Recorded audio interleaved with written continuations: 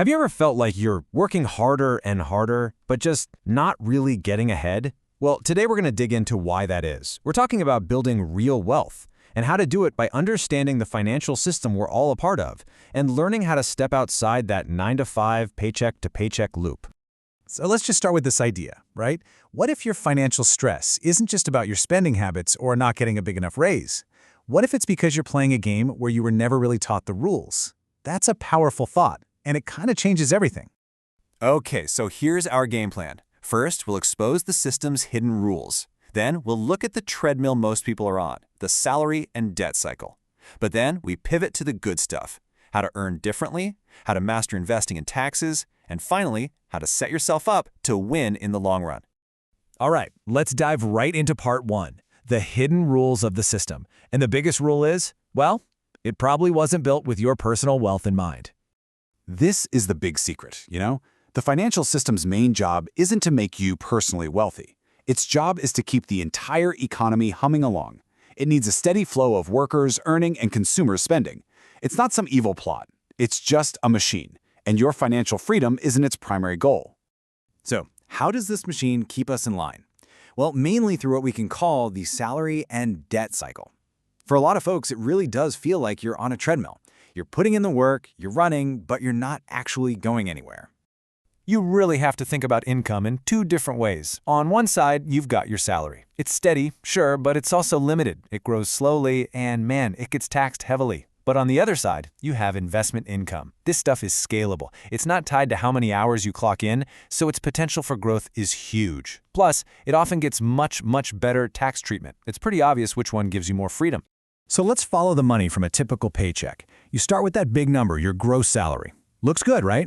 Well, first, the tax man takes a big slice. Then, inflation, the silent killer, chips away at what your money can actually buy. And then, after you pay your mortgage, your car loan, and other debts, what you're left with is just a shadow of what you started with. That is the treadmill, right there in a nutshell. And this is how that cycle just keeps going. You earn your salary, you spend it on rent, food, bills, life. If you come up short, you borrow to fill the gap. And then you go right back to earning. Only now, part of your paycheck is already gone before you even see it, just to pay for yesterday's borrowing. It's a tough loop to break. Okay, so that's the problem. It's a bit of a downer, I know. But here's the good news. There is a way out. It's all about learning to earn outside the system. This is your path to freedom. Now, this isn't some magic formula. It's a complete strategic shift. It means you have to build new ways of making money, get really smart about your debt, make investing a habit, get a handle on your spending, actually understand taxes, and maybe the most important part, think in terms of decades, not days. Let's really zoom in on two of the most powerful moves you can make: your investing and tax strategy. This is where you stop working for your money and finally make your money start working for you. This is so important.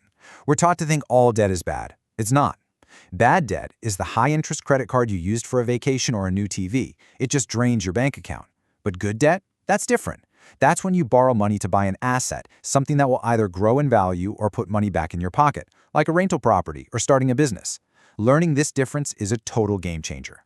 And here's the other piece of the puzzle: taxes. The truly wealthy get this. It's not what you make, it's what you keep.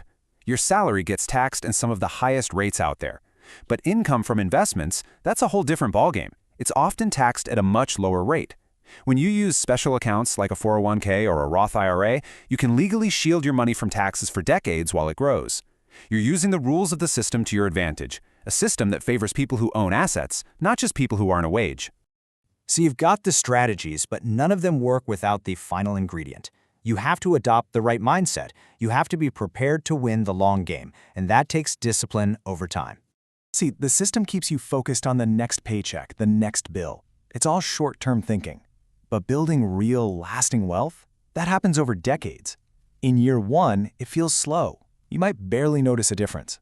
But by year 5, you start to see the power of compounding kick in. By year 10, it's getting serious. And after 20 years of discipline, that's when you can hit real financial freedom, because your money is doing the hard work for you. So what's the big takeaway from all this? Let's be real. You're not going to single-handedly change the entire global financial system. But you don't have to. The real power comes from changing how you operate inside of it. You can choose to learn the rules, to act differently, and to build a future for yourself instead of just getting by in the present. At the end of the day, just putting in more hours at your job usually isn't the answer. That's the treadmill.